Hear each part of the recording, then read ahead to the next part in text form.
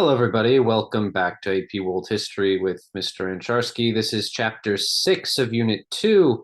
Oh, my goodness gracious me. I completely forgot not doing this one. Well, I mean, if you're watching this, in the year of our Lord 2023, then it doesn't matter. But uh, anyway, sorry about that. Okay, this is chapter 6 right here. So we're going to look at developments in North Africa, actually. We're going to look at our third and final trade network, our third and final network of exchange in the Trans-Saharan Trade Network. So your bell work on the screen. What developments in Africa did we talk about in Unit 1? All right, let's keep going. So yes, chapter 6, we're going to discuss the Trans-Saharan trade system. So the lesson objective today, kind of similar, at least that second point right there, explain the causes and effects of the growth of networks of exchange, in this case, the Trans-Saharan trade. But the first one, explain how the expansion of empires influenced trade and communication over time. So we're going to primarily pay attention to two empires in West Africa, Ghana and Mali. So those are going to be the two most important trade empires in the West African Trans-Saharan trade system. But first things first, a little bit of a review from Unit 1 to be completely fair, but it is important to help describe the causes and how the Trans-Saharan trade actually operates. So let's take a look at the natural environment that comprises the Trans-Saharan trade. Well, remember that Africa is divided into different regions. It's the second largest continent in the world. It is very diverse geographically, and as a result of that, very diverse ethnically, very diverse culturally. So let's look at these divisions just as a reminder. It's helpful to kind of review this information a little bit, at least for our understanding of the natural environment of Africa. So in the interior or central Africa, and pay attention to where my annotation is going to be in just a second. So in the interior of Africa, mostly in places like modern day the Democratic Republic of the Congo, we are going to see that this is primarily a area in which we won't have all that much connection with the outside world. So in terms of Central Africa, it is rather difficult for, say, expansive empires to settle down. There are sedentary civilizations in the interior of Africa, but it is difficult to settle that territory, at least in terms of trade-based empires. We also see that societies in Central Africa and the interior of Africa primarily rely on slash and burn agriculture. So we do kind of see different developments based on the natural environment. The interior of Africa is difficult to get to unless you are traveling through the river systems that are there, but we don't really see developments in boat technology just yet. So all of that to say is that we don't see a lot of connection with the outside world in the interior of Africa. We don't see Islam really spread there to a degree. We mostly do see kind of traditional African religions there. But we've discussed other parts of Africa as well that are more connected to Afro-Eurasian trade systems, to Afro-Eurasian trade networks. And one example of that actually is the east coast of Africa, which is also known as the Swahili coast.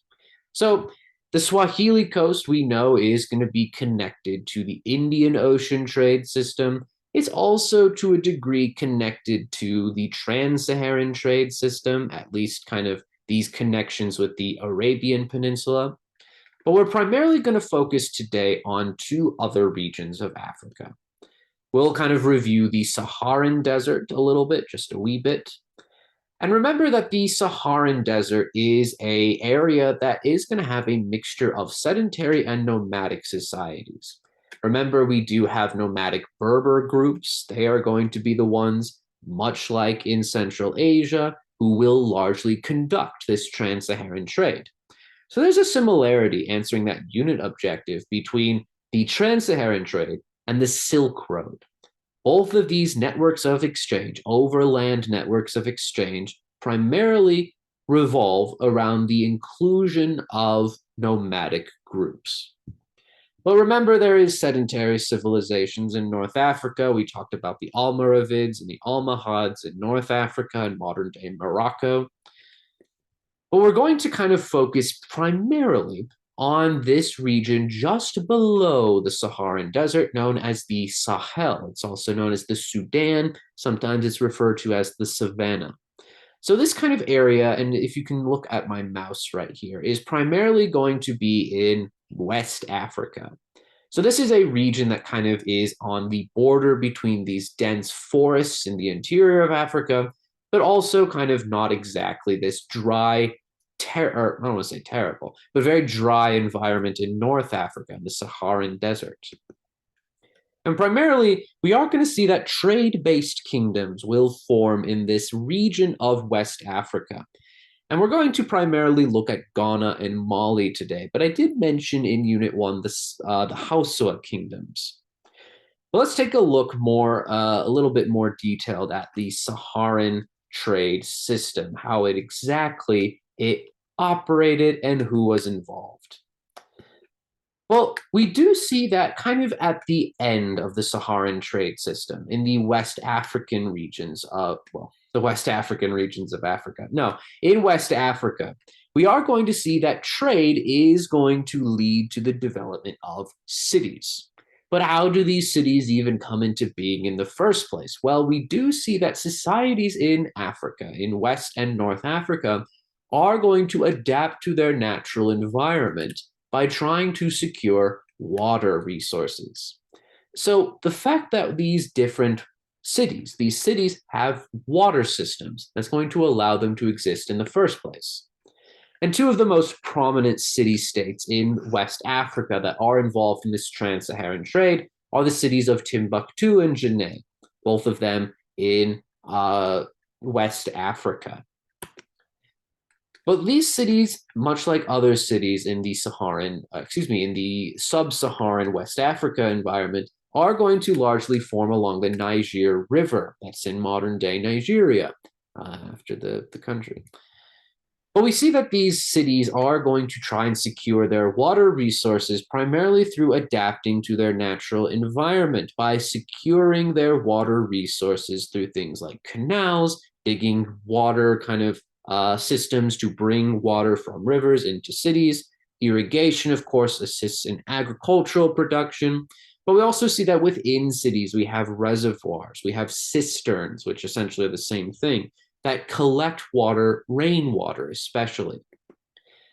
And the reason why I'm talking about these cities getting water is because thanks to these adaptations in how to secure enough water for a city, that's going to lead to urbanization in many societies in West and North Africa. And because of this securing of water resources, we have urbanization, and urbanization is generally going to lead to people who want stuff, trade goods. And these people who want trade goods, they're going to obviously try and get those trade goods through trade. So a major cause, you could say, of trans-Saharan trade is urbanization on the coast of North Africa and within West Africa, in the Sahel, in the Sudan. What exactly is being traded, and how are we seeing this trade being conducted? Well, much like the Silk Road, much like the Indian Ocean trade system, we do have the incorporation of new technologies that allow for improved overland trade. So obviously the camel is not a technology, but it is going to be utilized by North African nomadic societies to help conduct trade between the north of Africa, places like Morocco, the Almohad Sultanate, the Almohad Empire, and down in West Africa, in Mali and Ghana.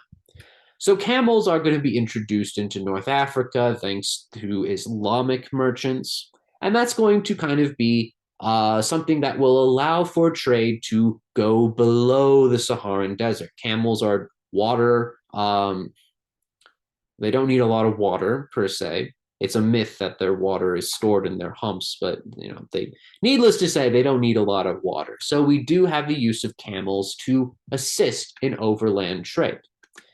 But then, of course, we also see that merchants will travel together in the economic and trading practice of caravan building. So caravans, kind of multiple merchants traveling together. This is important for safety from bandits, but also to kind of pool resources like water together so they don't need one person to carry so much water. But we also see that the development of caravanserai will also assist in expanding overland trade, not only in the Silk Road, as we've seen, but in the Trans-Saharan network as well. And there's a picture of a city that formed out of a caravanserai in Morocco, I believe. So it's actually being traded because, yet again, this is a cause of trans-Saharan trade. The desire for goods from other places, that's a cause of trade. But what does North Africa have that everybody wants so much in this network of exchange? Well, North Africa, especially its urban centers, are going to be areas of metal manufacturing, of metal working. Places like Cairo, places like Marrakesh, they're involved in gold manufacture, not gold, of gold kind of forming into luxury items like lamps, like lanterns, a lot of things with light. But also there is going to be kind of an iron industry that exists in these North African cities. We also see that North Africa has salt. And salt is important in world history, not because it tastes good, but because it helps preserve meat. It helps preserve food in general. So this is going to be largely what North Africa is exporting, what people want from North Africa. But in West Africa, what do people want? Well, people want really kind of four-ish things. They want salt, which also is not harvested, which is also mined in West Africa. But they also want gold. Gold comes from West Africa. It's no surprise that the British, in the age of imperialism in the 1800s, they'll call the West African coast the Gold Coast. So West Africa is primarily going to export things like salt and gold, but also leather as well, and slaves too, and I'll get there in a second. If you have anything to associate with the Trans-Saharan trade, the two goods to associate with that are salt and gold. Salt, gold, Trans-Saharan trade. And of course, we've discussed East Africa before. They will also produce gold. They'll also have ivory, the elephant tusks primarily, and exotic animal skins. And in general, we do see that many societies want and can produce precious metals. Things like, copper isn't really a precious metal, but gold is. But we also see kind of more practical metals as well, like copper and iron, which are used in weapon production, which are used in tools, manufacturing as well. So we do see that generally there is an exchange of these types of goods. That again is a cause of trans-Saharan trade. What is going to result from trans-Saharan trade? Well, much like with the Silk Road, much like with the Indian Ocean system, we are going to see the rise of new trade-based states. So these are new societies, new governments, new nations, to use a modern day term, that are going to emerge to capitalize on trade. And we'll look at two examples in just a second of Mali and Ghana. But we do see that generally that trade is going to lead to new political states. But as usual, trade is going to lead to the diffusion of culture. Trade sees people moving from one place to the other, and when people move from one place to the other, they bring with them their religions, they bring with them intellectual ideas.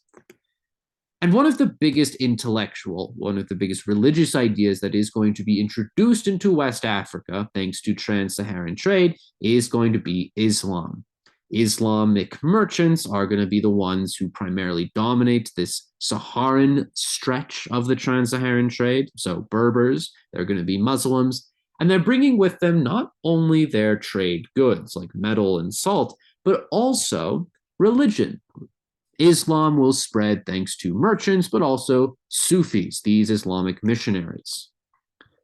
But the introduction of Islam into West Africa is going to have a few impacts on West African culture. For one thing, Islam is going to introduce a political idea known as the royal cult. And the royal cult essentially is this idea that a king, a monarch, has to be a moral example to his subjects. And how do you be a moral example? Well, you practice a religion that has a set theology, that has a set written set of rules. And an example of that is Islam. So the royal cult is going to be kind of a cultural political idea that's introduced into West Africa that develops alongside the spread of Islam. All right. But we also see that Islam is going to kind of merge with native West African culture. We see syncretism. Yes, there are two words I'm tired of saying in this unit, are diffusion and syncretism. Well, in West Africa, we do see a blending of Islam into West African culture. We see that in a variety of different ways. Architecturally, we see that this is a mosque, so a Muslim house of worship. It's being built using traditional West African building methods. And we'll actually talk about this specific mosque later on today, or in this presentation, I should say. But we also see that there are adaptations to West African traditions that will often have kind of an Islamic spin on them. And one example of that actually is going to be how Islamic scholars will often take up the role of being the purveyors, the spreaders of oral tradition. And we call the kind of storytellers in West African culture, this is the guru, or the giro. I said it the same both times. Anyway, so the giro in West African culture before the rise of Islam was a storyteller, a learned individual. But when we have the introduction of Islam, we do see that this guru position tends to be filled by Muslims, by Muslim scholars. So this is an example of the spread, the diffusion of Islam and how that impacts West African culture. So you should be able to answer this question right here. How does the environment shape societies in West Africa, or in Africa in general? So I keep mentioning that there are trade-based societies that emerge to capitalize on trans-Saharan trade. And we've looked at North African kingdoms in Unit 1, the Almohads and the Almoravids. Let's take a look at two West African kingdoms, primarily the Empire of Mali. But we are going to talk briefly about Ghana as well. Ghana was a kingdom. It existed for quite some time, but it's primarily going to be kind of this end point of the trans-Saharan trade. So Ghana actually is notable because of its involvement, of course, in this trans-Saharan trade system, but it's also one of the first kingdoms in West Africa to adopt Islam, actually. So we do see that the spread of Islam will kind of influence states like Ghana. So Ghana is going to kind of be in this key position along the Niger River. It's going to expand to try and control other city-states in the trans-Saharan trade system. And it is going to be a majorly important economic center in West Africa, at least prior to the 1200s. And primarily it is going to export those things that make West Africa so valuable in the trans-Saharan trade system. For example, gold.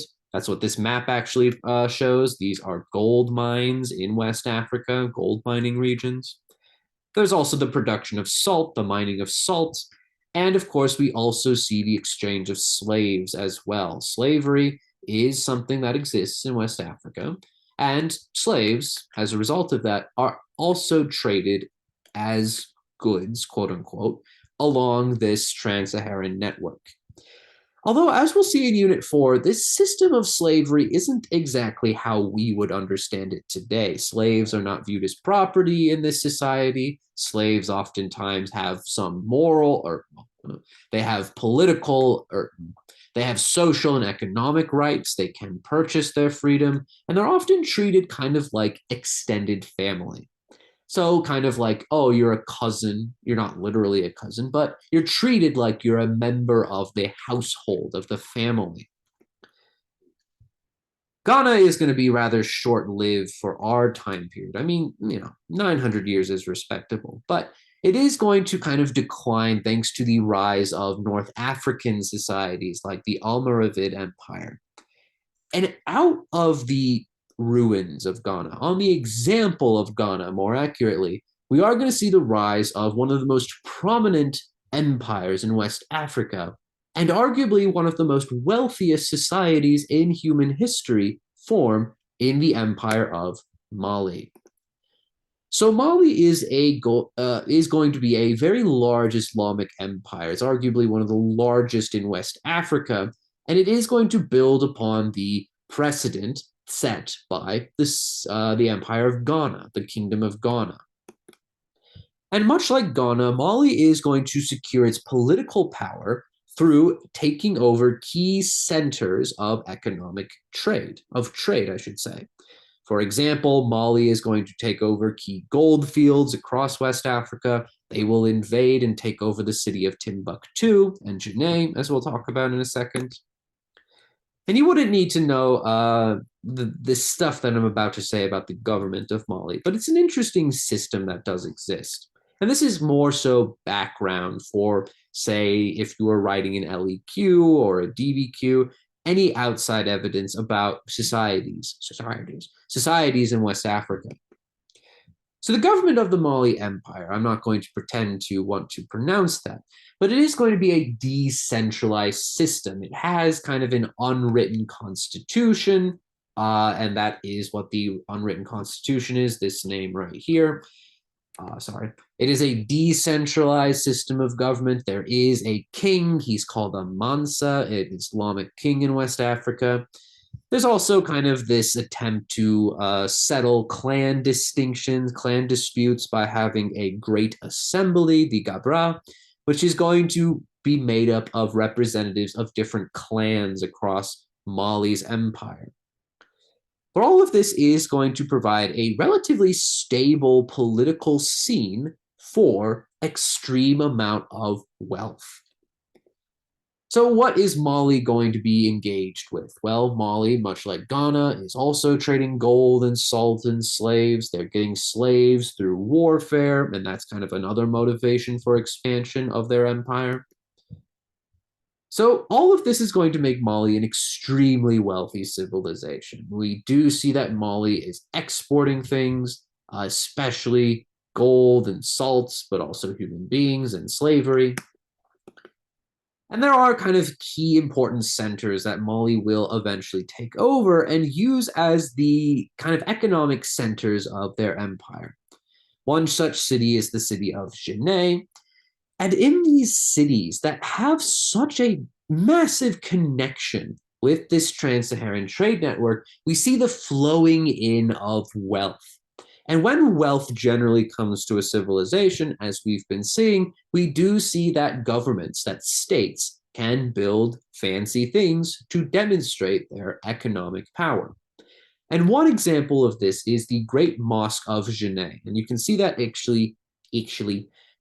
actually in this top image right here. This is the Great Mosque of Janneh. So it's a very it's an example of this extravagance. It's a huge mosque complex, and it's built using traditional West African building practices. But one of the most legendary of the cities in the Mali Empire is going to be the city of Timbuktu, which is a great name to say. And Timbuktu, much like Janneh, is also going to experience this flowing in of wealth. And that's going to lead to governments, the government of Mali, being able to build up a university. And the University of Timbuktu is one of the most important Islamic centers of learning in the Dar al-Islam, in the Islamic world. It's going to be an Islamic university that brings in learned scholars from across the Islamic world. So Muslim scholars from the Middle East, they're going to want to study here. Guys like Ibn Battuta from North Africa, he studies there very briefly. Even people from Spain going to end up in Timbuktu, the university. And the most important structure in the Timbuktu University is actually the Senghor Madrasa, or the Senghor Mosque. So we do see that Mali, because of all of this wealth, is going to see a explosion, a flourishing of Islamic culture and Islamic science. But one of the most dramatic and most fun to talk about examples of the extreme wealth of Mali is going to be the reign of a guy by the name of Musa Kita I, or Mansa Musa I. Just a weird side note, Musa actually is Arabic for Moses. Just, I don't know, I think that's cool. But who is Mansa Musa? Well, he was a king. He was a Mansa of Mali. And as we're going to see in a second, he's a major example of the political and economic power of Mali in West Africa, and indeed the wider Islamic world. But what demonstrates all of this political and economic wealth? Well, it's actually a funny story.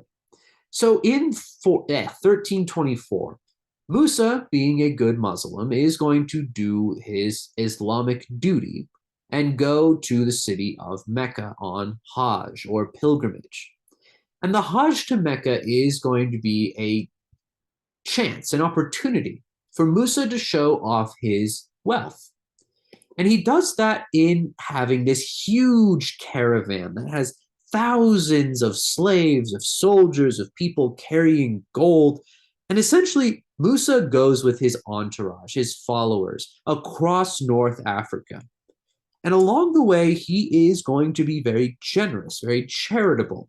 He is going to literally hand out gold to the poorest citizens of these North African societies. It takes a year to get to Mecca. And that's a long time, and even back then terms. And as a kind of side note of all this charity, he's going to patronize or sponsor the building of universities and mosques. He's a majorly wealthy figure who's giving so much gold away that supposedly, and people argue if this is true or not, but supposedly he gave so much money away that he devalued the price of gold. He literally caused a minor economic collapse in North Africa, supposedly. But Musa is also going to be remembered in history because he's included in a series of maps called the Catalan Atlas. And the Catalan Atlas is this atlas, this map that's produced in Spain, in Christian Spain. At this point, there's Christians in the north of Spain. And the Catalan Atlas is one of the earliest pictures, the earliest maps of the world. And really, it reflects what Europeans view as valuable in different societies. And they don't say a lot for Africa in general, but they do notably include Mansa Musa in this map. So Europeans increasingly are seeing, wow, you can get a lot of money out of trade with places like Mali. So it's going to kind of further interest Europe into wanting to conduct trade in West Africa. And there's a good video I would watch. This is a TED Ed video about Mansa Musa. I showed it in class, but I'm not going to be able to show it here. I don't want to get copyright stricken. Well, I don't know if that's a big deal, but I'm a teacher. This isn't monetized, by the way. I'm not getting any money from this. Well, I mean, obviously I'm getting money from being a teacher, although, never mind. I'm going to work myself into a hole if I keep talking. All right. So watch the video if you're interested. I would, personally. So who was Mansa Musa? Why is he important in world history? You should be able to identify these things. All right, so continuing on with the results of the Trans-Saharan trade. Well, we are going to see that the Trans-Saharan trade has an intellectual and cultural impact on West Africa, obviously with introducing Islam, but the wealth generated in places like Ghana and Mali, that's going to lead to intellectual developments through the building, this patronage of universities, most notably in the city of Timbuktu. And another kind of big result is that new empires will emerge to capitalize on all of this trade, as we've just seen. But an example of that theme of cross-cultural interactions between different societies is going to be the journey of Ibn Battuta. And we've danced around who Ibn Battuta was and is, well, who Ibn Battuta was, but let's kind of talk about his backstory a little bit more. Well, Ibn Battuta was an Islamic legal scholar from Morocco. He's interested in everything. And he is actually, much like Mansa Musa, going to do a Hajj to Mecca. However, this is where things get complicated because he's going to take a detour that basically takes him away from Morocco for 24 years. He's going to journey all across Africa, parts of Europe, and Asia. So he is along the way going to detail what he sees in these different societies. He goes to Europe, he goes to Spain and the Byzantine Empire specifically. He goes to China, he goes to India, he goes to the Middle East, obviously, to Baghdad. He goes to East Africa. He goes everywhere. He goes to West Africa too at one point. And Ibn Battuta is going to be a demonstration of how people in different societies across Africa and Eurasia are going to understand and know about societies in other parts of Afro-Eurasia. They're reading these travel logs, and the one that Ibn Battuta writes is called the Rilla. So it's a demonstration of the expansion of cultural and intellectual knowledge of each other, leading to the building of diplomatic and economic relations between different societies. And this is the journey that Ibn Battuta goes on. He goes to Spain, he goes to the Ottoman or the Byzantine Empire. It does the Ottomans don't exist at this point. Well, they do, but not really. He goes to the Byzantine Empire, he goes to West Africa, he goes to East Africa, to India, to China. He spends some time there. So he is kind of like Islamic Marco Polo in a way. I'm not going to let you read that. All right. So I'd watch this video too. It's about Ibn Battuta from Learn NBC. So finally, to wrap things up, what are some cultural, political, and economic impacts of trans-Saharan trade? Well, I think that's everything. Thank you very much for this presentation. Well, why am I thanking you? Thank you for listening to this presentation. Have a great and wonderful evening, day, morning, 3 a.m., whenever you're watching this. Please don't watch this at 3 a.m. All right, everybody, have a great day. Gosh, dang it. I forgot to. All right, bye.